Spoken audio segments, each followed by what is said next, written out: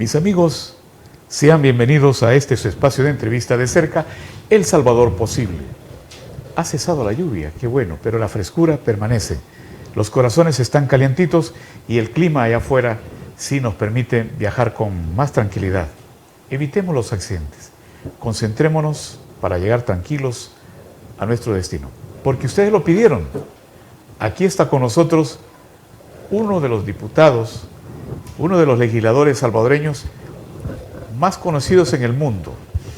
Ya ustedes van a saber por qué. Lo que no se ha dicho, aquí se lo decimos. Un diputado con mente fría y corazón caliente. Me refiero al diputado Jorge Castro. Sea bienvenido a este su espacio de entrevistas. Es un honor iniciar con la presencia de un diputado de tan alta calidad a lo clase. Muchas gracias, Abiu. Realmente el honor es mío. Realmente nunca habíamos podido compartir así en cámara, así allá en la asamblea, en entrevistas, pero sí. Para mí es un sentimiento de felicidad estar aquí. Un saludo al pueblo salvadoreño, realmente contentos de podernos comunicar con ustedes en este programa que llega a sus hogares y nosotros pues felices de poder conversar contigo y con ellos. Así es, ya lo escucharon ustedes, un diputado con el que se puede hablar de todo para todos, con calma. ¿Cómo los salvadoreños quieren escuchar? ¿Cómo los salvadoreños lo entienden? El diputado Jorge Castro.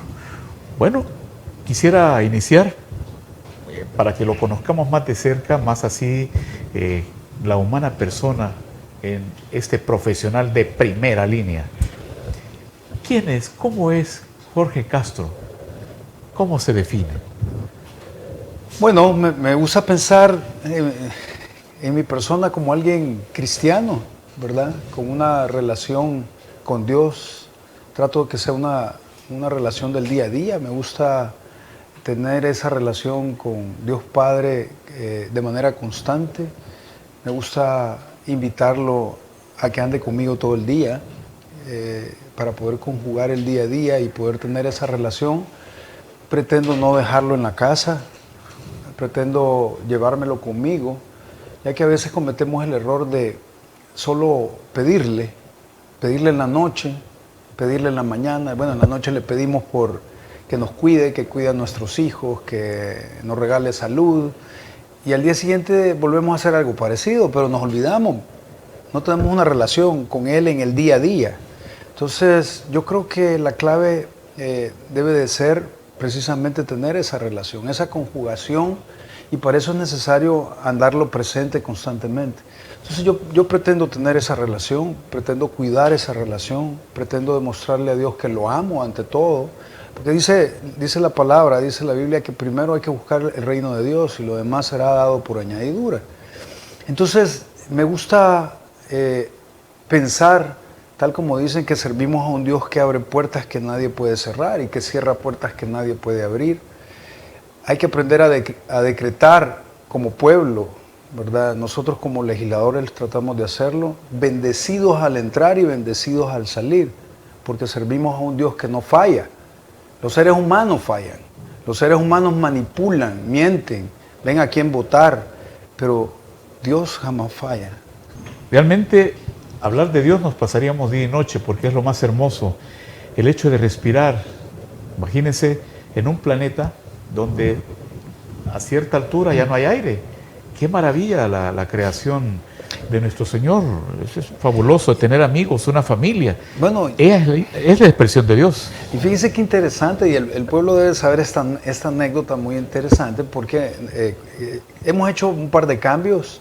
Y gracias a Dios el pueblo salvadoreño nos ha acompañado, pero yo creo que el cambio más importante que hemos hecho, el más importante, y me gustaría compartirlo, adelante, es que a instancia del señor presidente de la Asamblea, Ernesto Castro, se tomó a bien poner una frase vinculada a Dios en la Asamblea. Ustedes pueden ver ahí en las transmisiones que dice, puesta nuestra fe en Dios. Señor, es cierto. ¿Por qué está eso ahí? Porque cuando llegamos no había nada que nos vinculara precisamente a Dios, y en ese amor y respeto que tenemos hacia Dios era importante, porque Dios está en todas las decisiones que tomamos. En cada decisión que tomamos debemos tomarlas consultando precisamente a Dios. Entonces, si tú te fijas en la asamblea, habían pinturas caras, hay unos leones rampantes que ya no están ahí, pero ahí estaban. Hay un escudo hermoso que ha de ser carísimo, ¿verdad? Está la Constitución en un podio que tiene un acrílico que ha de ser igualmente caro, pero no había nada, figúrense ustedes, vinculado a Dios. Nuestro Creador. Y ahí es donde tomamos las decisiones, donde históricamente se deben de tomar las decisiones para el pueblo y por el pueblo. ¿Qué más que Dios esté presente? Entonces, cuando nosotros vimos eso a instancia del señor presidente Ernesto Castro, precisamente se tomó a bien poner una frase: el Estado es laico, pero laico no quiere decir que el Estado es ateo. De hecho, Dios, unión, libertad. Es parte de los símbolos patrios. La parte enunciativa de la Constitución dice: puesta nuestra confianza en Dios. Nosotros creímos, todos los de la bancada, también el presidente Ernesto Castro, que a Dios se le debe tener fe. Entonces sustituimos la palabra confianza por fe. Y entonces dice: puesta nuestra fe en Dios. Y son las letras más grandes que hay ahí, son hermosas. Entonces, cuando nosotros nos sentamos ahí a tomar decisiones por ustedes, que son el pueblo, realmente estamos sentados y vemos la frase, y lo que pretende eso es conectarnos de corazón precisamente y tratar de hacer las cosas bien. Claro, perfecto solo Dios. Los seres humanos somos imperfectos y podemos equivocarnos, pero la esencia es hacer este gran cambio por el pueblo. Qué bueno. ¿Y cuál es su ministerio? Fíjese que yo fui criado católico, pero realmente me considero alguien no amarrado a una religión específicamente. Entonces yo voy a todos los lugares. He ido a cultos evangélicos. Usted vio que he ido también a los hombres de negocio. Voy a la iglesia católica también. Entonces todo lo que tiene que ver con Dios, a mí me encanta. Qué bueno. A mí me encanta. Él es Jorge Castro, diputado de Nuevas Ideas, que nos viene también a compartir su fe, y como decimos, los hechos son los que hablan. Un diputado, cuando yo les dije en la introducción que lo conocen en todo el planeta porque ha protagonizado difíciles momentos y ha salido avante, gracias a esa fe que él pone también en Dios nuestro Señor, y que ve en el rostro de cada ser humano al mismo Jesús, el Cristo, nuestro Señor, nuestro guía. ¿Cuáles han sido los momentos más difíciles que le ha tocado vivir? A ver si coincidimos, porque cuando yo le hablo a nuestros televidentes que su rostro ha recorrido todo el planeta en momentos donde las decisiones han sido bien acertadas, con sano equilibrio, duras, como dice el presidente, pero amargas, pero para la población es un nuevo amanecer, porque están construyendo un nuevo país. Así es. Bueno, quizás lo primero que se me viene es, y creo que a muchos de los diputados de la bancada SEAM se le viene ese 1 de mayo, donde tomamos la decisión, que creo que fue una de las decisiones también más importantes, que fue precisamente normalizar el órgano judicial, específicamente la Sala de lo Constitucional. O sea, el pueblo debe saber de que 4 semanas antes de eso, 4 semanas antes del 1 de mayo, estuvimos reunidos los diputados de la bancada analizando precisamente cómo hacer eso de manera legal. Entonces, cuando llegamos ahí ese día, que fue el primer día, nosotros ya habíamos analizado hacía 4 semanas cómo y qué era el vehículo jurídico para hacerlo. Entonces, sabíamos que era un momento importante. ¿Por qué? Porque para poder hacer todos estos cambios era necesario normalizar la Sala de lo Constitucional, porque se había vuelto una suprasala. Sí. Entonces, el pueblo salvadoreño debe saber de que se habían posicionado como una sala donde no había nadie que le ejerciera una medida de contrapeso, porque los 3 órganos hacen esa labor de intercontrol, ¿verdad? Entonces, digamos que las medidas que toma el órgano ejecutivo, la asamblea, el órgano judicial son intercontroles, medidas de peso y contrapeso. Sí, pero ¿en qué momento se activan estas medidas de peso y contrapeso? Cuando las decisiones son tomadas ilegalmente o en una clara desconcordancia con lo que el pueblo salvadoreño necesita. A manera de ejemplo, viene la pandemia y el señor presidente de la República trata de tomar las decisiones idóneas y oportunas, tal como lo hizo. Genuinas para ese tiempo, ese momento extraordinario. Así es, con un sistema de salud precario de años y años en desatención por gobiernos anteriores, y ese gobierno había tratado precisamente de inyectarle proactividad y mejoría para tener, digamos, los primeros pasos de un sistema de salud pública encaminadas a un sistema de primer nivel. Así nos atacó la pandemia. Pero esa pandemia erosionó países de primer mundo con niveles de salud por gobiernos anteriores que habían estado abonándole de primer nivel. Y aún así, en la lucha de la pandemia quedaron mal. Murieron millones y millones de personas. El señor presidente Nayib Bukele le hizo pelea a la pandemia, tomó las decisiones correctas e idóneas, pero también las tomó con un órgano legislativo en contra, donde ese intercontrol realmente no debió haberse dado en el sentido negativo, porque se estaban tomando decisiones para poder prevenir el derecho fundamental a la vida de los salvadoreños. Es una crisis a nivel mundial. Entonces, ¿quiénes amarraron esas decisiones del señor presidente? La Sala de lo Constitucional. Entonces, una sala que moduló sentencias.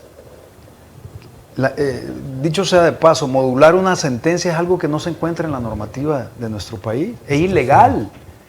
En materia pública, todos los funcionarios tienen facultades, pero las que expresamente le da la ley. Ese es el principio de legalidad. O sea, yo como funcionario no tengo más facultades que las que la ley expresamente me da. La modulación no está en ningún lugar, pero la Sala de lo Constitucional modulaba las sentencias. Le prohibió al señor presidente vetar. ¿Y dónde está la facultad de vetar? Pues del señor presidente. En la Constitución. Sí, señor. Entonces empezaron a jugar ellos siendo una suprasala. Le ataron las manos al presidente. Donde realmente ejercían y bailaban al son de los partidos políticos que los habían puesto. Sí, donde sí. El derecho fundamental a la vida de los salvadoreños salió volando por la ventana. Entonces, cuando nosotros tomamos posesión el 1 de mayo, sabíamos que teníamos que tomar una decisión fundamental, que llevara un eje central para poder, pues, operativizar precisamente esta visión que tiene el señor presidente, que es netamente favorecer al pueblo salvadoreño, no como históricamente había ocurrido. Entonces, era importante. Se hizo de manera legal porque la Constitución dice que es la Asamblea Legislativa quien puede nombrar y destituir magistrados. Entonces, cuando nosotros tomamos esa decisión basada en la ley, y yo diría, ¿qué es lo que necesita un funcionario para seguir fungiendo como funcionario público? Pues el respeto a las leyes. Sí, señor. Si no respeta las leyes, tiene que salir. Hay que sacarlo. Entonces, ese fue el hecho del por qué tomamos la decisión con la sala. Ahora bien, amarrado a esto había otra parte importantísima, que en El Salvador ocurrió justicia selectiva. Por eso es que tú ves presidentes que están guardando 10 años cuando el que imprimía los cheques 20 años. Entonces todo el mundo sabe que aquí ha habido justicia selectiva históricamente. Entonces tendríamos que reformular no solo el órgano judicial, sino también el encargado de perseguir los delitos y a los delincuentes. ¿Quién es? El fiscal. Y el fiscal general que teníamos en su nombramiento habían violentado precisamente la norma que prohíbe que los fiscales tengan una vinculación partidaria. De todos es conocido que el fiscal anterior andaba pues en los mítines de Arena con el chaleco de Arena, tenía una vinculación clara, por años había servido precisamente a Arena. Entonces, teníamos que hacer esa reformulación, esa reingeniería desde el primer momento para que la plataforma de lo que venía, que son precisamente el ponerle que impuestos a los periódicos que jamás pagaron impuestos, hacer también la reformulación de la ley orgánica judicial, fortalecer a la fiscalía, las herramientas que le hemos dado a la policía, el régimen de excepción, por ejemplo. Todo eso hubiera salido por la ventana si hubiéramos tenido la sala. Definitivamente el trabajo ha sido sin tiempo, a tiempo completo, donde el reloj lo dejaron ustedes aparte porque el país está viviendo momentos donde las decisiones tenían que ser verticales. Y es que el presidente también lo dijo. Y hoy vemos con suma claridad que le asistía toda la razón, hablando de aquel salvadoreño que siempre le fueron negados sus derechos, la salud. La salud. Entonces es importante. Diputado, yo creo que a estas alturas toda nuestra atención está centrada en que un país no puede rescatar, no puede fomentar ni crecer en su economía si no hay seguridad. Hablemos sobre lo que es el plan de control territorial que ha estado ahí trabajando el presidente, porque en la operatividad, tal vez como nombre, como dice un diputado, dice, al referirse a la oposición, le dice, no sé cómo es que le dice, pero le dice las miniaturas, no sé cómo es que le dice, algo así. Lo cierto es que en los hechos el pueblo está contento, se respira aire, vientos de tranquilidad y paz en los poblados, y todavía se está en la necia posición de negar los votos. Bueno, siempre los negaron. Es que fíjense que ahí sucede algo bien particular y el pueblo salvadoreño debe de analizarlo. Bueno, el pueblo ahora, ya en día, tenemos un pueblo maduro, ¿verdad?, que sabe analizar las realidades. ¿Qué es lo que vemos ahí? Pensemos algo. ¿Qué somos los diputados? Somos representantes del pueblo. Sí. La mera existencia jurídica de los congresos y las asambleas es precisamente el filtrar lo que el pueblo quiere. Me gusta esa figura. Entonces fíjese, existe la asamblea porque somos representantes de esa voluntad soberana del pueblo. Quiere decir que cuando nosotros vemos una iniciativa, la que sea, en este caso, si hablamos de las iniciativas del señor presidente, filtramos esa voluntad y decimos, ¿quiere el pueblo salvadoreño el régimen de excepción? Bueno, usted ha visto el alto porcentaje que sí. Entonces, ¿cómo sabemos nosotros eso? No solo por las encuestas, porque nosotros somos diputados de territorio. Precisamente el sábado y domingo vamos al territorio a recolectar esa sensibilidad que nos permite saber lo que el pueblo quiere en ese mandato. Y es que a la gente le gusta que le escuchen. Y ustedes son diputados que escuchan a su gente. Entonces, fíjese, en ese orden de ideas, ¿qué sucede? Bueno, si el 91%, si el 68%, si el 70 y pico por ciento avalan el régimen de excepción, esa es la voluntad del pueblo. ¿Qué deberían de hacer todos los diputados? Todos. Porque somos representantes de esa voluntad. Y la mayoría le está diciendo, queremos el régimen de excepción. Entonces, cuando ustedes ven Arena, ven el Frente y los partidos de la esquina que no dan sus votos, ¿qué sucede? Están violentando ese mandato. Porque el pueblo quiere el régimen de excepción. Pero ellos generan una postura en contra. ¿Qué es esa postura? Analicemos. Es una postura política partidaria. Simple y sencillamente. Ellos no están agarrando una postura objetivamente, sino nada más una postura de opositores a algo que tiene que ver con el derecho fundamental a la vida. Sí, aquí no estamos hablando de 5 centavos, estamos hablando de la vida de los salvadoreños.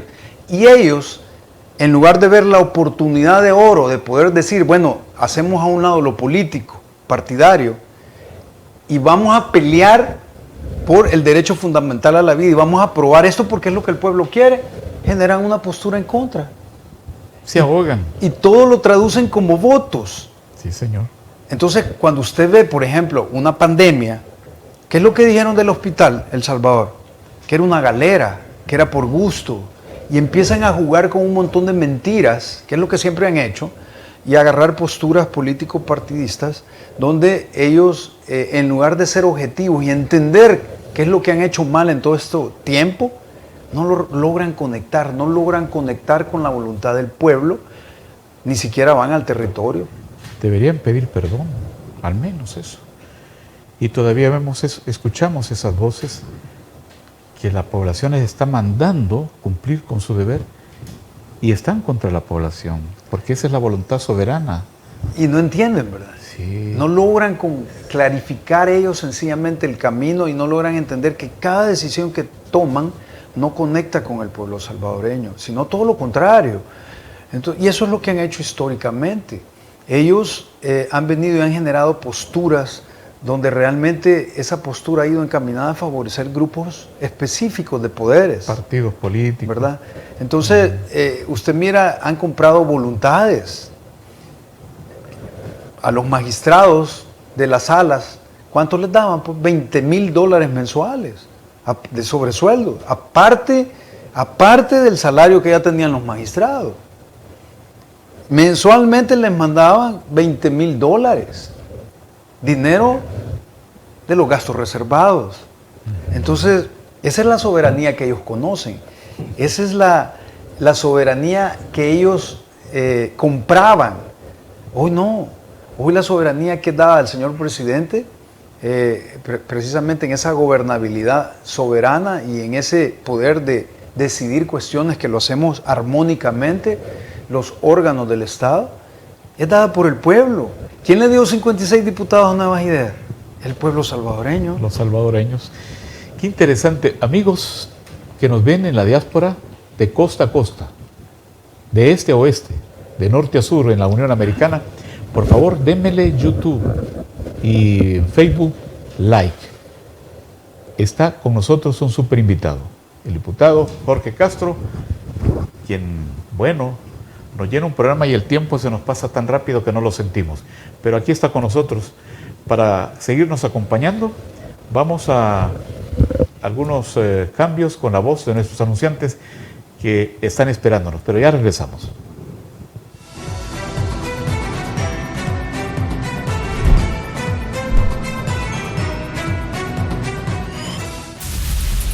Necesitamos tu ayuda para seguir ganando la guerra contra las pandillas. Llama al 123 para dar cualquier información que nos ayude a capturar terroristas. Tu llamada es completamente anónima y el call center atiende las 24 horas. Policía Nacional Civil, Ministerio de Justicia y Seguridad Pública. Hoy, El Salvador está muy cerca de vivir una realidad que por décadas nos fue negada. Tener un país seguro. No ha sido fácil y no ha pasado de la noche a la mañana. El Plan Control Territorial ha sido vital para ganar la guerra contra las pandillas. Desde su lanzamiento, logramos la reducción sostenida de homicidios. Recuperamos el control de las cárceles. Entrenamos y graduamos a miles de nuevos elementos. Le entregamos a nuestros policías y soldados mejoras económicas, además de nuevos uniformes, vehículos y equipo. Antes, los policías y soldados asignados a tareas de seguridad eran muy pocos para enfrentarse a decenas de miles de pandilleros. No tenían salarios dignos ni el equipo necesario, y cuando capturaban terroristas, los antiguos jueces y fiscales los dejaban libres en pocos días. Cada fase del Plan Control Territorial fue diseñada para generar las condiciones que nos permitirían combatir la violencia desde la raíz. La fase 1 consistió en la preparación. Empezamos a hacer patrullajes en las zonas con más actividad delincuencial. Incorporamos más de 1,500 nuevos agentes a la Policía Nacional Civil. También bloqueamos totalmente la señal telefónica desde las cárceles. Transferimos reos para que ya no dieran órdenes desde adentro y asignamos reos en fase de confianza para trabajar al servicio de la sociedad. Con la fase 2, comenzamos a construir oportunidades en las comunidades más afectadas por la violencia para quitarle a las pandillas su semillero. Con la fase 3, construimos, modernizamos y remodelamos sedes policiales en todo el país. También entregamos nuevas patrullas, carros blindados, drones para patrullajes aéreos, armas, chalecos antibalas, uniformes, botas y cascos tácticos.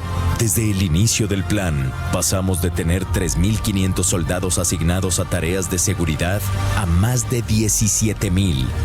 Y con la fase 4, estamos duplicando la Fuerza Armada para llegar a 40,000 efectivos. Sin estas primeras fases, no hubiera sido posible salir de la lista de los países más peligrosos del mundo, algo que logramos en 2021. ni mucho menos tener el personal y el equipo necesario para ganar la guerra contra las pandillas. Y con las siguientes fases, haremos sostenible la seguridad a largo plazo para preservar la paz que por tantas décadas anhelamos. Aún queda trabajo por hacer, pero nadie puede negar que el Plan Control Territorial, junto a la guerra contra las pandillas, están logrando en 3 años lo que ningún gobierno logró en 3 décadas. Y seguimos. ¿Cuál es su sueño con sus hijos? Claro, que sean los mejores, que salgan adelante y que triunfen en la vida. Y estoy segura que trabaja duro para lograrlo. Les recomiendo algo más. Que sus hijos aprendan inglés, pues es el pasaporte al éxito donde quiera que se desarrollen. El futuro lo necesita. University Idiomas Link. Llame ahora. Inviértanlo seguro.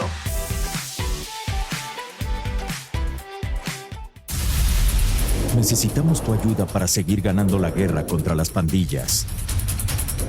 Llama al 123 para dar cualquier información que nos ayude a capturar terroristas. Tu llamada es completamente anónima y el call center atiende las 24 horas. Policía Nacional Civil, Ministerio de Justicia y Seguridad Pública.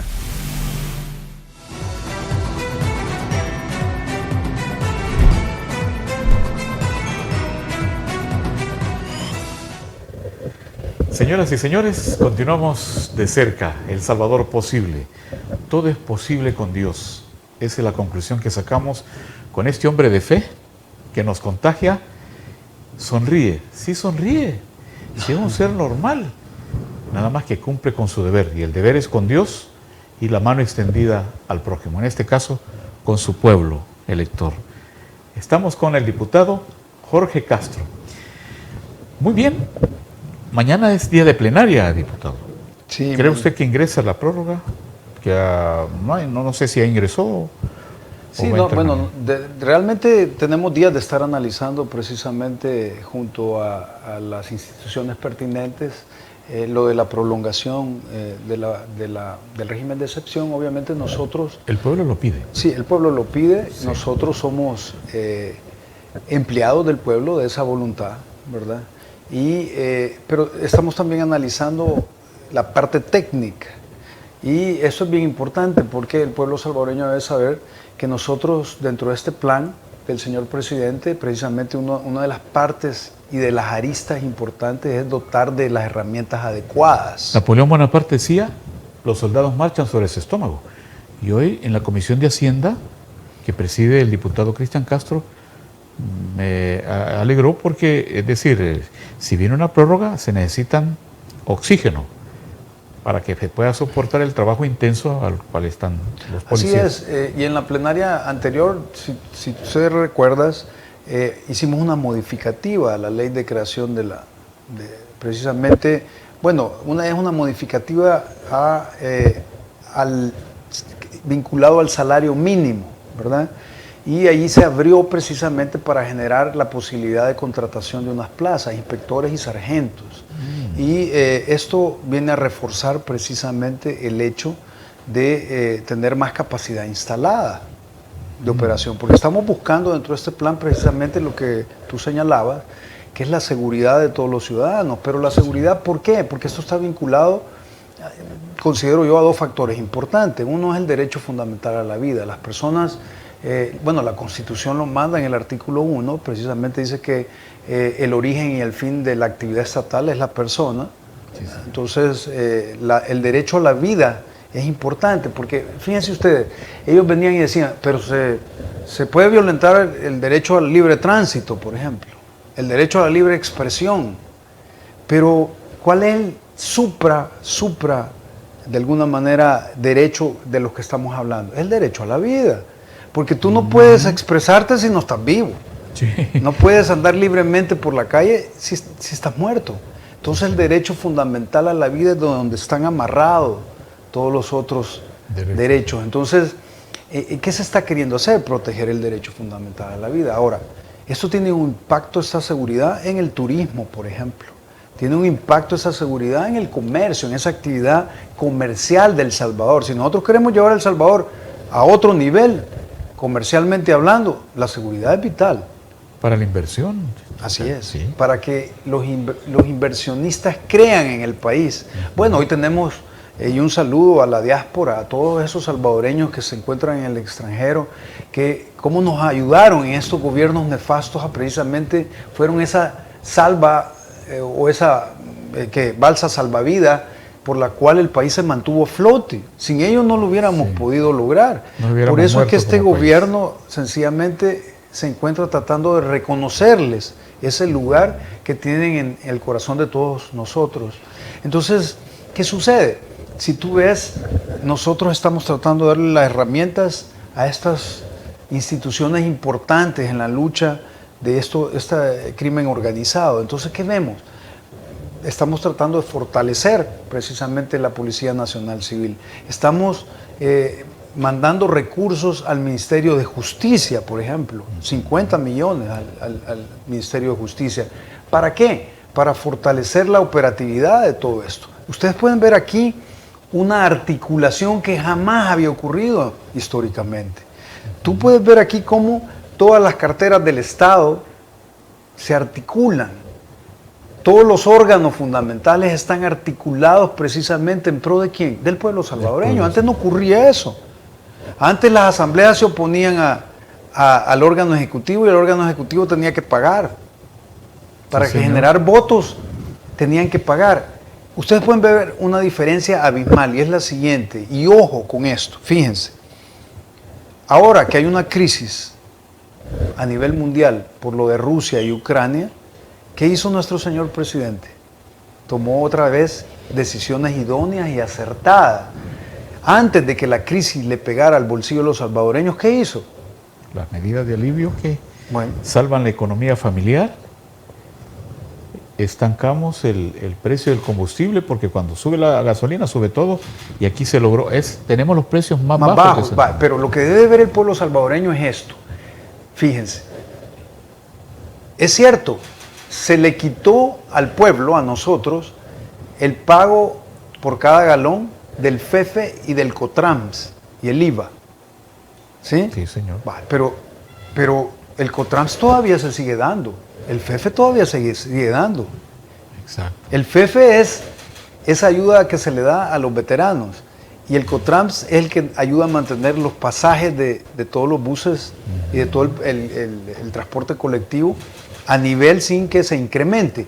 Los más bajos de Latinoamérica. ¿Qué hizo el Estado esta vez con este gobierno del presidente bajo la visión del presidente? Se reajustó. ¿Por qué? Porque lo único que cambió es la fuente de financiamiento. ¿Quiénes pagaban el FEFE y el COTRANS? El pueblo. Sí, y sí. ahora, ¿quién sencillamente lo está pagando? ¿No se han preguntado de dónde, quién lo está pagando? Porque el Lo ha FEFE absorbido. lo ha absorbido el Estado. Sí, señor. El Estado se tuvo que reajustar financieramente hablando, económicamente hablando. Aquí hay un ejemplo histórico que jamás había ocurrido. Y el Estado se reajustó en sus gastos para poder agarrar este dinero y no cargarle al pueblo salvadoreño El gas propano. y absorberlo. Ya vamos a llegar ahí. Pero ¿qué sucede? Cambió la fuente de financiamiento, pero el Estado se reajustó para no cargar al pueblo. ¿Qué sucedió con el FMLN cuando querían dotar de herramientas a la policía? Creó un impuesto que era el CES del 5% a las comunicaciones. Millones de millones y millones se le quitaron al pueblo salvadoreño para dotar de herramientas a la policía. ¿A quién le cargaron el impuesto? Al pueblo, a ustedes, a mí. Cada vez que íbamos a poner saldos, pagábamos un impuesto que en el territorio nacional eran millones. Ahora, Y no se dotó a la policía. ¿qué compraron? Una licuadora, quizás porque jamás dotaron a la policía. Fueron a dar a los bolsillos de ellos. Ahora, ¿qué hacemos? Estamos dotando de herramientas a la policía. Sí, Pero señor. ¿qué hacemos? Hacemos un reajuste. Y no estamos cargando al pueblo. Aquí hay una diferencia totalmente abismal con los gobiernos anteriores. Entonces, a veces es necesario hacer una zambullida en las decisiones para ver qué complejo es. Y en esencia el cambio de este gobierno del presidente Nayib con los gobiernos anteriores. porque los gobiernos anteriores querían ellos seguir robando, agarraban una bandera de algo, decían que era con ese fin y le cargaban al pueblo el impuesto. Ahora no sucede eso, ahora viene el Estado y se reajusta y ve dónde ajusta esos gastos y los dirige el ahorro precisamente en cuestiones como el FEF y el COTRAMS. El gas líquido. El gas, sí, ¿Ah? definitivamente. Y ese es el que demandan las amas de casa, imagínense. Es una realidad que la respiramos, la vivimos y que la economía nuestra es... Los hondureños pues están allá agobiados porque, bueno, pagan más en el transporte. Es decir, ahí los frutos y los hechos son los que hablan. Vale la pena. El tiempo, decir, es muy corto para que nuestro invitado de hoy, el diputado Castro, nos adelante, por ejemplo, el lunes adelantamos lo que va a pasar mañana. ¿Cómo va la agenda de mañana, diputado? Bueno, la verdad que quizás no me gustaría entrar en los puntos específicos porque ya ven que los de la esquina agarran posturas en adelanto, ¿verdad? Pero es una agenda siempre en toma de decisiones, precisamente en el mismo rumbo que llevamos, ¿verdad? Sí les puedo decir de manera general que se están tomando y se pretenden tomar decisiones encaminadas precisamente y conectadas totalmente con la voluntad del pueblo y las necesidades del pueblo. Mañana es una agenda apretada, pero trae un par de puntos importantes que, como te digo y te insisto, no me gustaría abordarlos. Razón, pero quiero partir por lo que dijo el director general de la policía, que por primera vez un presidente, pues, y destaca el talento de la policía, que es el presidente Bukele, dice. Claro, la dotación de equipos, de botas, de uniformes, de armamento, levanta la moral realmente a la policía. Y hemos visto eso. Me gusta lo que dice el comisionado Arreaza Chicas, porque realmente es el talento de cada agente policial haciendo un trabajo al nivel de la recomendación presidencial, apegados a la ley, y donde la población por primera vez comparte una taza de café en la calle, comparte un bocadito con el soldado, con una gran confianza, ve al policía, al soldado por igual. Y esa es la gran enseñanza, que han cerrado filas de hombro a hombro con la población salvadoreña y nunca como antes ha sido bien calificado, en acorde al trabajo que está ejerciendo el gobierno del presidente. Es correcto, y aquí sucede algo importantísimo. Si tú, fíjate, aquí hay varios actores. Está el pueblo, ¿sí? Están los órganos fundamentales del Estado encaminando sus decisiones a favor del pueblo, pero yo puedo ver un cambio radical, que el pueblo está confiando en sus gobernantes. Sí, señor. Está confiando en el señor presidente Nayib Bukele. Entonces ha pegado ese salto de confianza a otro nivel. ¿Qué hace esto? Bueno, lo primero es la participación directa del pueblo.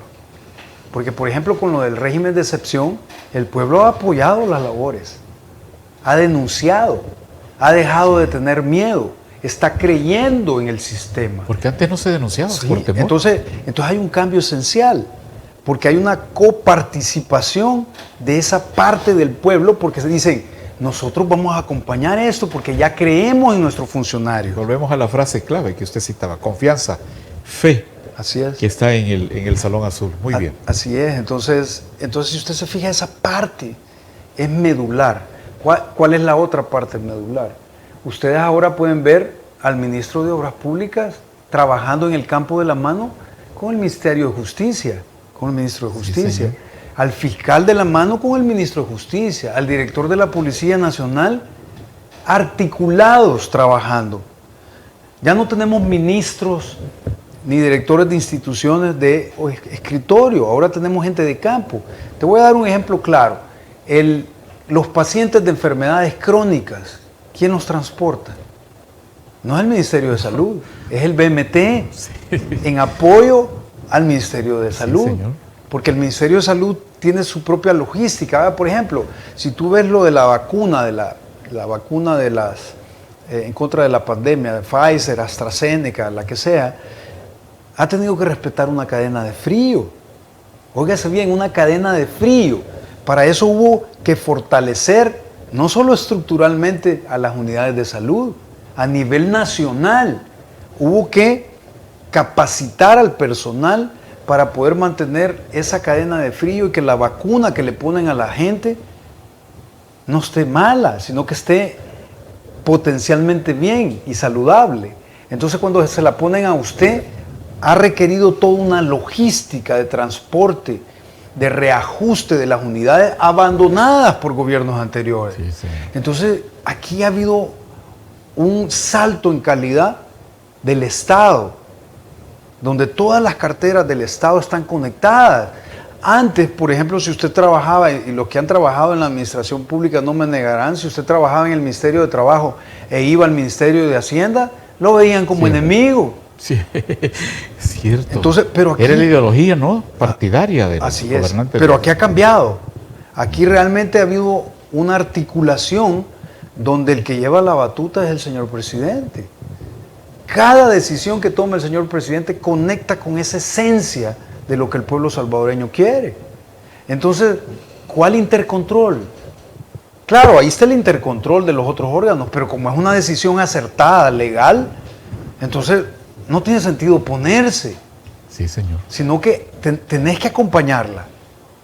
Porque nosotros conocemos esa sensibilidad del pueblo, porque vamos al territorio.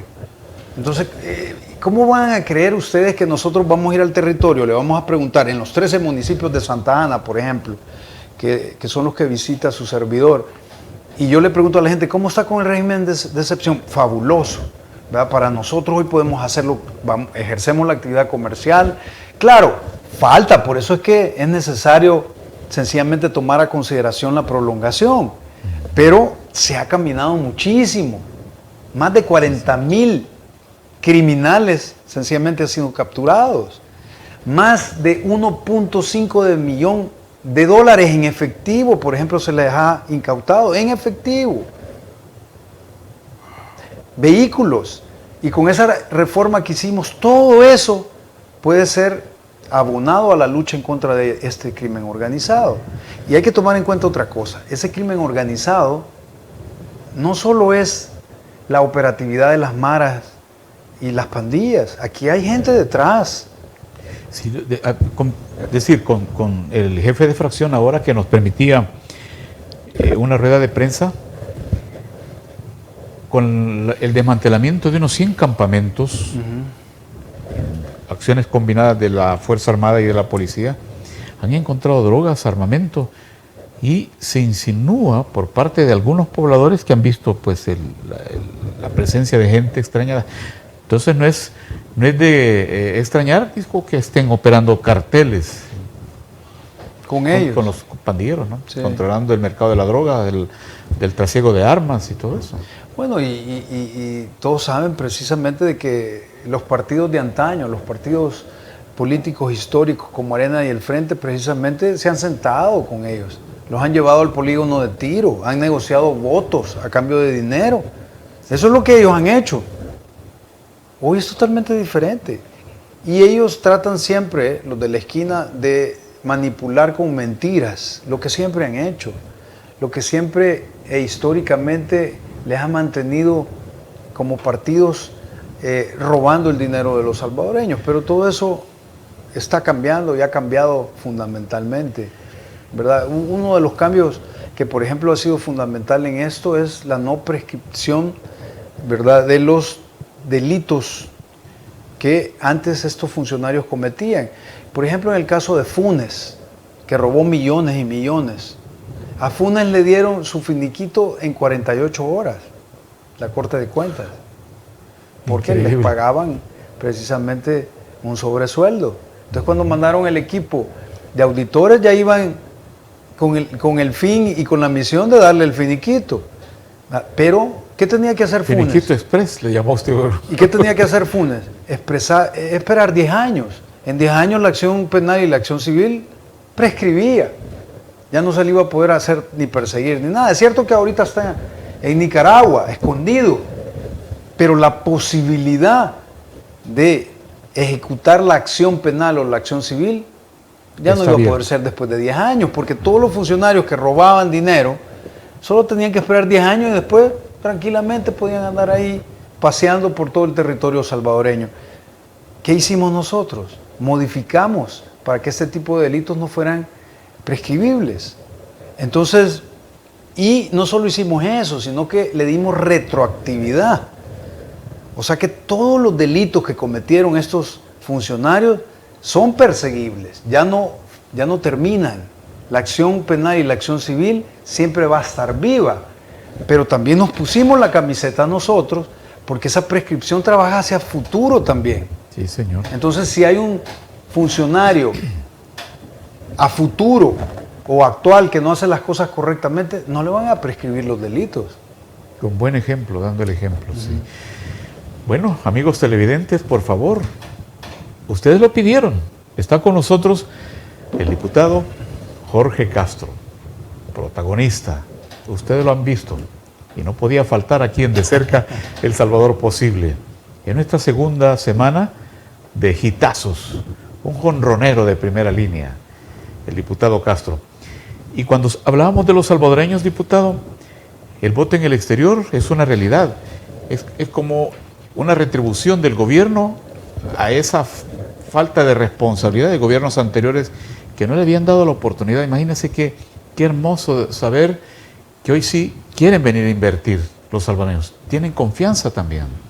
Es correcto. Yo pienso que es un reconocimiento, es sencillamente hacerlos reconocer que como salvadoreños, independientemente de dónde esté un salvadoreño, tiene su derecho de poder decidir sobre el futuro de nuestro querido país, pues. Si cuando uno está fuera, pasa añorando precisamente a su pueblo, a su gente, en el corazón, cualquier cosa que es del país, realmente... Lo ve bonito, pero ahora es la oportunidad. Así es. Y así le han mandado a decir al gobierno de que les abre estas oportunidades para venir a invertir. Qué bueno. Y uno se encuentra a la gente. Bueno, yo me he encontrado bastante gente salvadoreña que ahora está creyendo en estos cambios y han venido a ver en qué pueden invertir. Gente que gracias a Dios económicamente se encuentran bien y han podido ser gente exitosa. Ha venido al país precisamente a ver si los cambios son reales, a constatarlo, lo han constatado. Y yo a la gente que me encuentro me dicen, mire, realmente yo tenía años y años de no venir a El Salvador y no venía porque sencillamente no creía. Y no solo eso, sino que a mi lugar, a mi terruño donde yo crecí, no podía llegar porque habían grupos criminales. Entonces llegar era un peligro inminente. Entonces, ahora no, me dice, fui, llegué, estuve tranquilo con mi familia que tenía años de no venir y realmente estoy pensando en invertir aquí en el país. Pero esto no solo a nivel de salvadoreños, podemos ver un montón de extranjeros que están precisamente interesados en venir a invertir, donde se van a generar empleos, donde El Salvador, por ejemplo, este tren del Pacífico, que es una visión del presidente igualmente, no solo va a conectar territorialmente al país, sino que también va a generar comercio. Definitivamente empleo. Y bueno, El Salvador que se perdió, que era el Japón de Centroamérica antes de la guerra, con Honduras, después la guerra entre hermanos, impuesta, es lo más terrible.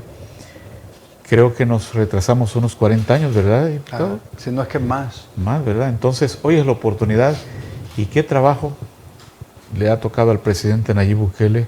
No solamente de reconstruir un país destruido, sino que la moral. Sí. Ha rescatado la hermandad, porque muchos salvadoreños que se fueron huyendo de la guerra quieren volver por primera vez, porque han venido los valientes en estos años anteriores, pero ahora quieren venir en familia.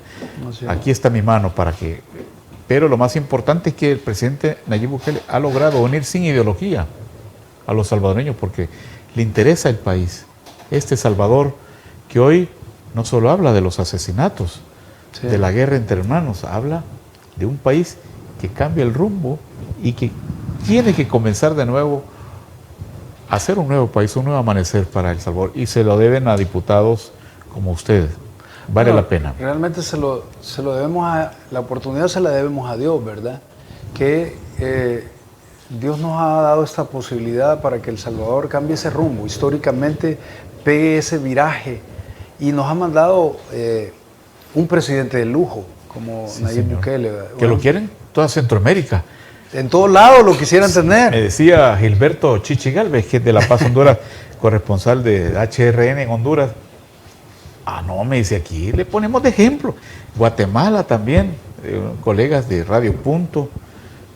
O sea, Es que mire, tiene, y viéndolo objetivamente, conecta en las decisiones que toma con el pueblo salvadoreño. sí, sí. Trastoca precisamente esa fibra del pueblo salvadoreño en las necesidades que han sido de años y años. Toma las decisiones idóneas y oportunas, pero además de eso tenemos un presidente que tiene carácter, postura, porque no es fácil, como nosotros lo vemos, Sí. pero agarra una postura por lo correcto, carácter por hacer lo correcto, y dice, déjenos limpiar nuestra casa, estamos tomando nuestras propias decisiones. Eso es un gran Tenemos compromiso. derecho como pueblo soberano a tomar nuestras propias decisiones. Yo creo que El Salvador está viviendo su primera independencia. Exactamente. Como pueblo. El nuevo país que se promocionó que nacería después de la firma de los acuerdos, no fue antes, porque ya conocemos quienes pactaron. El nuevo país lo está construyendo. Es que, por ejemplo, los acuerdos de paz que tú acabas de tocar, lo único que hicieron el FMLN y Arena es generar, óiganlo bien, la plataforma de poder político que les permitió a ellos precisamente encriptarse en esa plataforma por años y años, donde los hechores de crímenes de guerra como el Mozote, como los jesuitas con las 2 empleadas, ellos vinieron y ¿qué hicieron? Bueno, tiraron la lista, la Comisión de la Verdad, y tan solo 5 días después tiraron y aprobaron la ley de amnistía, donde ya no se les podía tocar. Entonces, al no poderles tocar, ellos se repartieron entre el Frente y Arena, Librándose de la responsabilidad propia. y en ese momento preciso se convirtieron en simplemente mercenarios políticos que bailaban al son de lo que les convenía. Y ustedes pueden ver gente que inclusive bailaba con Arena y se iba a bailar con el Frente y viceversa. Entonces se convirtieron simplemente en mercenarios políticos. Les permitió a esos hechores de crímenes de guerra que no fueran tocados, ni civil ni penalmente.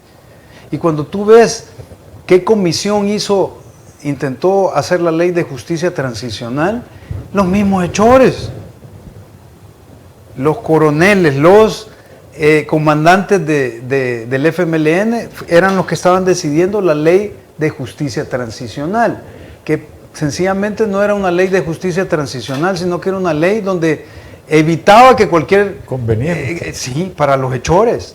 Entonces, así nos tenían engañados y subsumidos precisamente en este mundo donde ellos hacían lo que querían, agarraban del dinero público. Yo le decía a un amigo, ahora es difícil sentarse y empezar a enumerar todas las obras que está haciendo el gobierno. Son tantas que realmente no es fácil enumerarlas.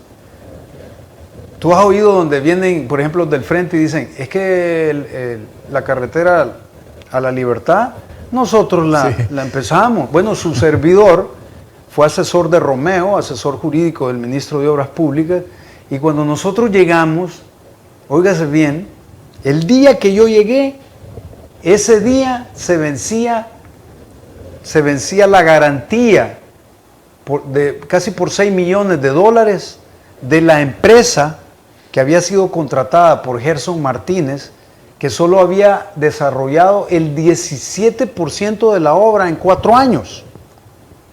Solo el 17%. Y tuvimos que correr ese día porque ellos no habían ejecutado la garantía. Y si dejábamos que se venciera ese día, o si se hubiera vencido, no hubiéramos perdido el dinero que ocupamos para terminar parte de la obra. Tuvimos que poner el gobierno puso dinero, pero además se ocupó esos 5.7 por ahí de millón. Que se hubieran perdido si no llegan. Que se hubieran perdido porque eso querían ellos.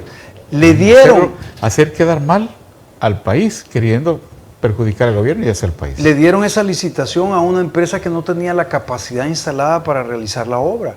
Y cuando en 4 años no había ejecutado la obra más que el 17%, jamás le ejecutaron la garantía, porque era parte de lo mismo de ellos.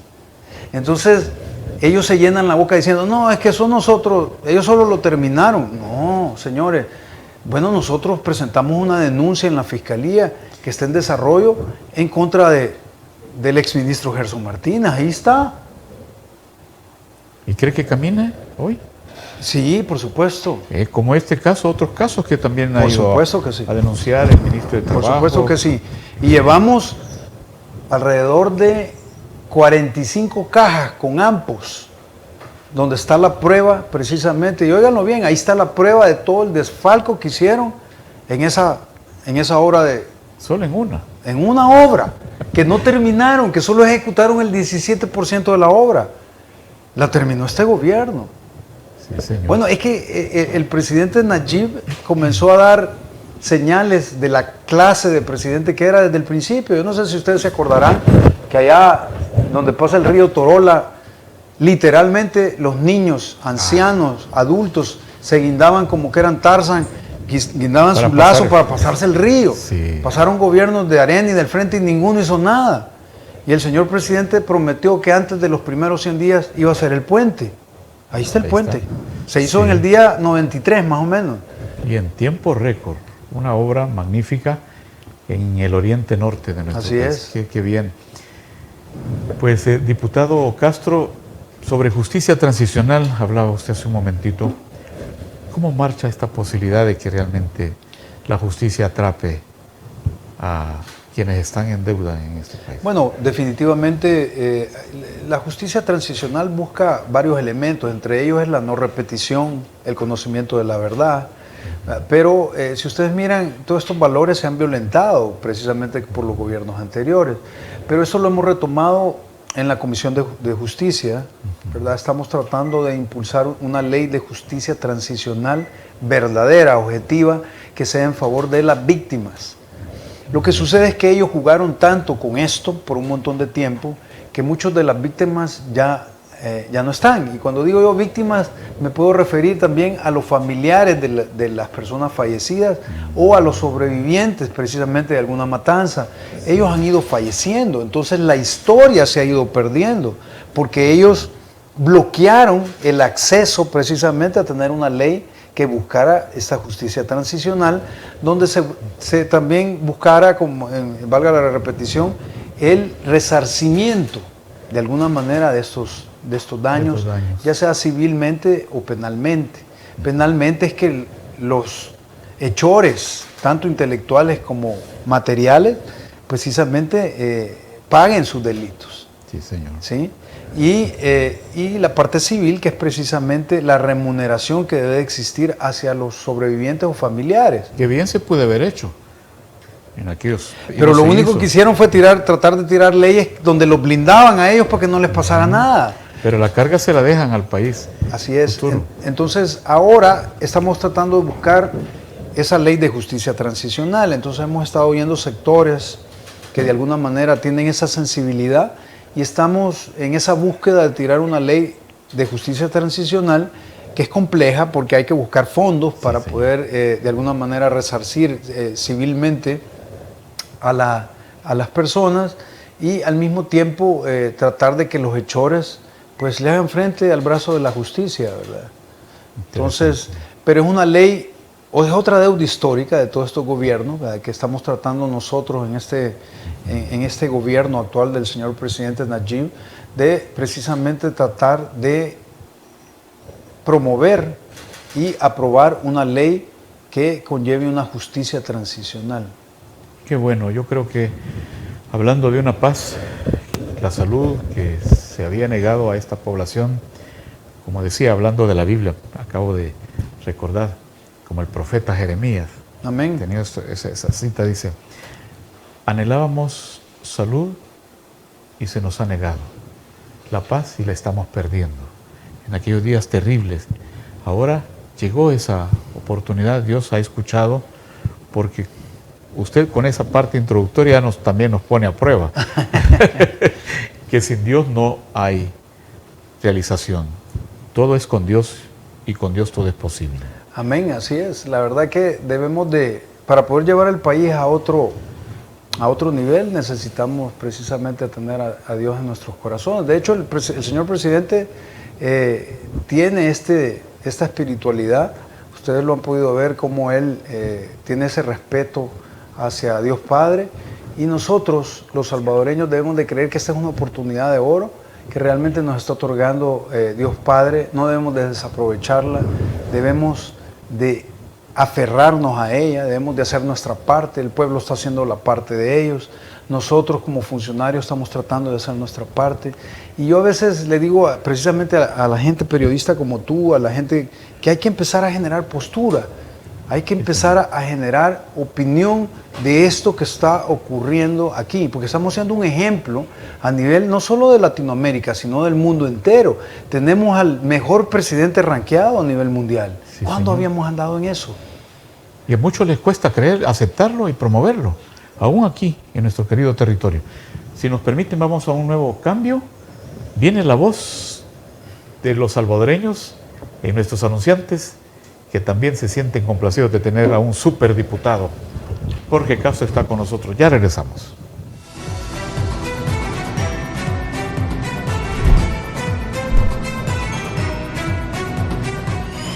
¿Estás buscando seguro de auto, personal, comercial o seguro de Workers' Compensations? General Liability en Liberty State Insurance. Estamos listos para servirte. Hablamos tu idioma. Y el idioma de los ahorros. Recuerde que le damos seguro con o sin licencia internacional o de su país.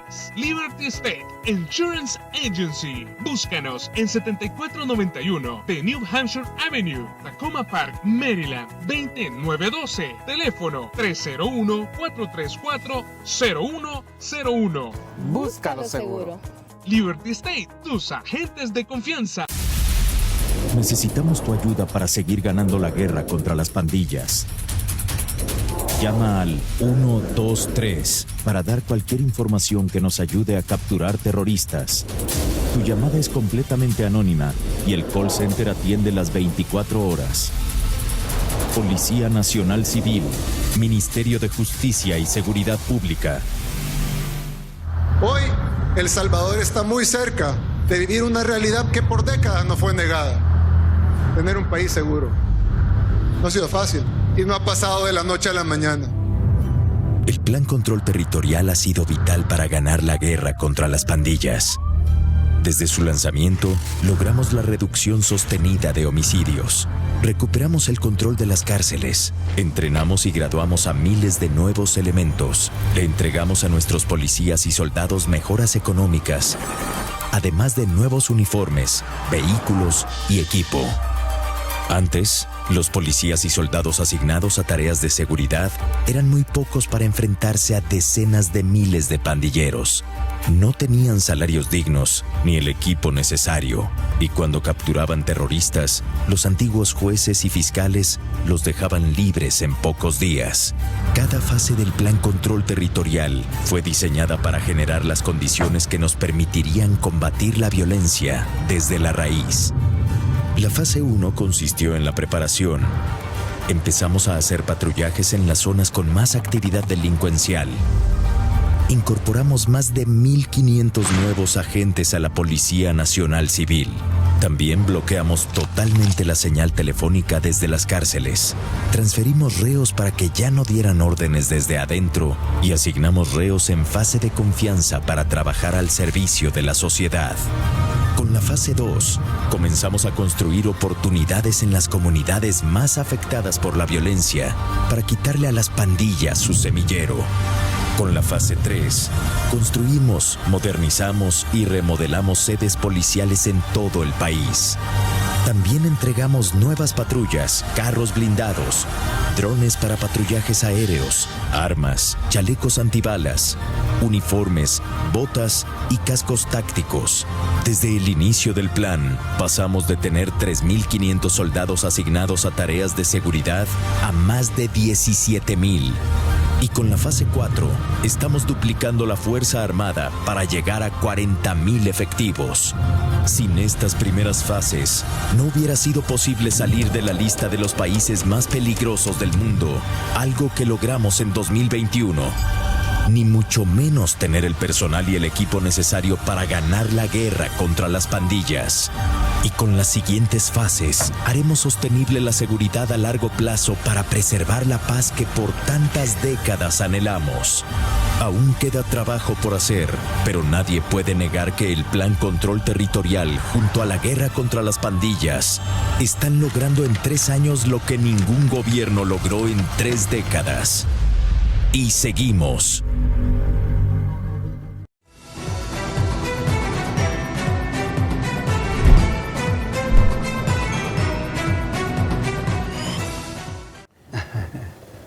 Muy bien, regresamos con este espacio de cerca, El Salvador Posible. Hemos hecho posible que venga el diputado Jorge Castro a esta su casa de la televisora internacional, porque ustedes también nos lo pidieron. Por favor, démele like en YouTube y en Facebook. Ahí estamos. Mañana a las 6:40, mejor dicho ya lo que es el día martes, ustedes tendrán la oportunidad de ver el programa también completo, porque vale la pena repetirlo para que conozcan mejor a nuestros invitados. Y en esta oportunidad hemos conocido la calidad de persona formada en los principios del respeto a Dios, y por eso es que brilla el diputado Castro, porque ya nos lo dijo el secreto, y ese secreto debemos de compartirlo. Bueno, hay que compartirlo, hay que salir en compañía de Dios, de lo contrario regrésese y no salga, porque no le va a ir bien el día. Así que interesante, en pocas horas se celebra en nuestro país el Día del Magisterio. Quisiera pues que usted le enviara un saludo a los maestros, aquellos que nos enseñaron los logaritmos, a las rondas infantiles, bueno, a correr tras los pájaros. Sí, bueno, yo estudié en una escuela, soy de Chalchuapa, ¿verdad? Sí. Tengo 57 años de edad y estudié en una escuelita ahí en Chalchuapa. Decía Alberto Cortés, la vida comienza a los 60. Ahí que estamos, así dicen, ¿verdad? Estamos jóvenes. Ya no vamos a pagar el Teatro Nacional, ya vamos a entrar gratis.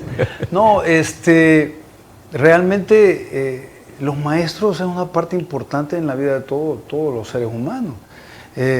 Yo me recuerdo bien que quedaba una cuadra de la casa, en ese entonces Chalchuapa era empedradito, bonito Chalchuapa. ¿Cómo se llamaba su escuela? Era La Fe. La Fe, Chalchuapa, la tierra de la yuca, ¿verdad? Sí, riquísima. correcto. Y hoy están haciendo pupusas de yuca. Claro. Sí, es que la yuca ha sido por excelencia el plato delicioso, tradicional de la ciudad de Chalchuapa. ¿Cómo era el niño Jorge? Bueno, me criaron realmente con amor y con respeto a Dios, ¿verdad? Mi madre ya falleció. ¿Cómo se llamaba su madre? Elsa. Y Elsita. Elsa. Y mi padre está vivo, mi padre tiene 91 años. Y ¿cómo se llama su padre? Francisco, le dicen Paco. A mi papá le dicen Paco, todo el pueblo le dice Paco. Popular. Y tiene 91 años, casi 92. Él, gracias a Dios, es muy alentado, tiene salud, gracias a Dios. Qué bueno. Y pues, como quedaba una cuadra de mi casa, yo me iba caminando. ¿Y lo regaña todavía? ¿Ah? ¿Lo regaña todavía? Todavía me regaña, ¿Ah, sí? todavía, claro que ¿Hace sí. tareas? Todavía respetamos los regaños. Eso, qué bueno. Es que si uno no oye consejos, pues le va mal el día. No, y ahora que cuando uno ya va siendo más viejo, uno aprende a disfrutar esas pláticas con... Ya no son con regalos. Yo me recuerdo que mi abuelo cuando yo estaba pequeño, mi abuelo le gustaba contar historias, ¿verdad? De que él había vivido con algún vecino, con algún amigo, y uno chiquito realmente le cuesta porque si uno está pensando en ir a jugar, ¿verdad? Pero yo ahora que ya estoy viejo me pongo a pensar y digo, ¿cómo me encantaría encontrarme a mi abuelo de esta edad y que me diera esas pláticas enriquecedoras? ¿Lo conoció usted? Sí, ¿Ah, sí? Es que sí, mi abuelo murió en el año 93. Pues sí, lo yo soy del año 65, ya estaba grande yo cuando... Lo disfrutó a su abuelo. ¿Verdad? Pero de esta edad fuera todavía más enriquecedor, ¿verdad? Las pláticas. De hecho, eso es lo que hago con mi padre. Yo cuando voy a ver a mi padre, nos sentamos y empezamos a platicar precisamente Y yo disfruto tanto de esas pláticas porque son súper enriquecedoras. Y entonces yo le pregunto a mi papá, fíjense, vengo y le pregunto, mire papá, ¿y cómo conoció a mi mamá? Y entonces me cuenta cómo conoció a mi mamá y me dice, es que lo que pasa es que yo la veía que pasaba para la escuela y entonces yo me paraba en una esquina a esperarla. Y le escribía una que otra carta. Ajá, y escribía en cartas y versos, ¿verdad? Y entonces, y me empieza a contar esas cosas que tal vez me las habían contado pequeño, pero que uno no les pone tanta atención y ya grande uno les siente el sabor, ¿verdad? Siente el sabor precisamente de lo que le están diciendo. Y me gusta a mí imaginarme esa escena. Bueno, es lo mismo cuando uno lee la Biblia, debe de aprender a imaginarse las escenas, porque cuando uno se las imagina... como que las viviera. Sí, y inclusive puede ver cosas que no está viendo con la simple lectura. Hoy que cita la Biblia, sí, como transmisión directa, como herencia de sus padres y abuelos, de los evangelios, ¿cuál es el que más le gusta? Fíjese que a mí me gusta la parte que más me gusta es la parte del rey David. Porque, el más sabio, uno de los más sabios. Hombre. Mire, el rey David era un poco mal portado a veces, pero... Sí, es la época que vivía. Pero el rey David era cuelludo de Dios, ¿verdad? Sí. Pero ¿por qué era cuelludo de Dios? Porque tenía una relación con Dios. Así es. Y amaba a Dios con pasión. Bueno, danzaba, ¿verdad? Sí. Entonces, él tenía una relación viva con Dios, pero realmente lo amaba. Entonces, sí es cierto, él lo que sembraba cosechaba, pero era un hombre que Dios le demostró mucho amor y mucha preferencia, ¿verdad? Entonces, cuando yo leo esa parte, me gusta mucho. Y el rey David era parte de 8 hijos, eran 8 hijos. A él lo tenían un poco discriminado realmente, porque era el pastor de las ovejas, mientras que los otros no. Pero todos conocen la historia del rey David, es una historia donde podemos aprender mucho, ¿verdad? De dedicación. Si usted mira, por ejemplo, el rey David habrá tenido problemas de confianza en sí mismo. Después de que Samuel, cuando Dios decidió quitar a Saúl de rey y mandó a Samuel a que lo ungiera, y se acuerdan ustedes que entró a los 7 hijos y no entraron a David, a donde estaba Samuel. Ajá. Y cuando Samuel preguntó, le dijo, no, gran allá está enseñanza. uno, pero anda cuidando las ovejas. Y entonces, porque Samuel creía que era el primero que había entrado, porque lo vio grande y musculoso, ¿eh? Pero Dios le dijo, voy por el otro lado, dile que si ahí están todos. Una gran enseñanza. Pero si usted mira el rey David, y qué bien que hablamos de esa parte, me encanta a mí esta parte. El rey David tenía problemas de confianza, porque después de que lo ungieron, no fue a ser rey, regresó a pastorear ovejas. Sí, Señor. ¿Verdad? Lo puso Dios a pelear con un león, con un oso, ¿eh? Para que ganara confianza. Pero sobre todo, bueno, a tirar con la onda, aprendió música, porque cuando el rey Saúl era atormentado por el espíritu y que quería música, uno de sus criados le dijo, ahí hay un tipo que toca buena música. Y cuando llegó el rey David, a mí me gusta imaginarme esa parte donde empezaba el rey Saúl a tirar cosas y a vociferar cosas. ¿Y qué hacía David? Pues plin, plin, plin, andar tocándole. Sí, con música. Tuvo que haber aprendido más canciones y más canciones. Tuvo paciencia, tuvo fe, fortaleció su fe. Cuando él se le plantó a Goliat, se plantó con su fe realmente fortalecida. Sí, Señor. Eso pasa con nosotros en nuestras vidas. A veces no somos pacientes y Dios nos dice que esperemos para fortalecer elementos que van a ser necesarios para cuando Él nos conceda lo que le pedimos, nosotros estemos ya con todas las herramientas necesarias para poder lograrlo. La paciencia, ¿verdad?, con la que Dios dota a cada ser humano. Así es. Pero a veces nos precipitamos, ahí, la fuerza arrolladora de un diputado de la calidad de Jorge Castro. Por eso le hemos traído. Vamos a tener espacios para que hablemos de la Biblia. Sí, de la Biblia también, porque es necesario. Sin Dios no somos nada. Así es que, bendito Dios que pues hemos culminado un día más. Y yo creo que lo hemos logrado en este día lunes que comienza la semana con la presencia de este súper invitado el diputado Jorge Castro, que no sea la primera ni la última, diputado. No, si usted me invita, Queremos vamos que a nos estar venga a aquí. reeducar también, porque es importante no solo hablar de la legislación, porque de hecho ya se lo transmitimos a través de los noticieros de ITV. Necesitamos que nos reeduquen en aspectos religiosos, es importante. Se los prometemos, vamos a traer un día especialmente al diputado Jorge Castro para que nos ayude en ese sentido. Bueno, muchas gracias por haber venido, diputado. Su saludo a este auditorio televidente que es numeroso. Miles de miles allá en la Unión Americana, en Centroamérica, que le están viendo. Bueno, primeramente gracias a ti por haberme invitado y para mí es un gusto estar acá, quizás a nuestros hermanos de la diáspora, al pueblo salvadoreño, dentro y fuera del territorio. Quizás sí, quizás hablamos parte de política actual, hablamos de realidad, pero hablamos también de lo más importante, que es hablar de Dios. Sí, señor. Dentro de esta gran oportunidad que se nos está dando, que es histórica, no va a haber otra, es la última, y Dios está en la parte más importante, es lo que tenemos que tener en nuestros corazones más presente. Interesante. Gracias, Gracias. diputado, y gracias, queridos amigos. Regresamos mañana. Mañana estará con nosotros el experto en seguridad y criminalista Ricardo Sosa. Nos ha dicho una afirmación: el régimen de excepción debe continuar. Regresamos mañana.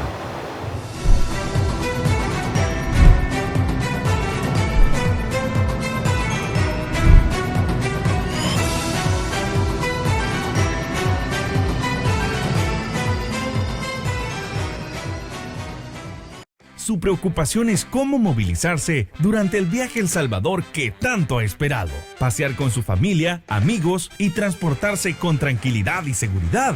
En New Rent-A-Car tenemos la solución. New Rent-A-Car le ofrece modelos recientes en pickups, camionetas y mucho más. Ah, y sobre todo a precios increíbles. Llame ahora y reserve el suyo llamando al 631-609-8707, 631-609-8707 y en El Salvador, área 503-2223-3047. O escríbanos a newrentacar503@gmail.com.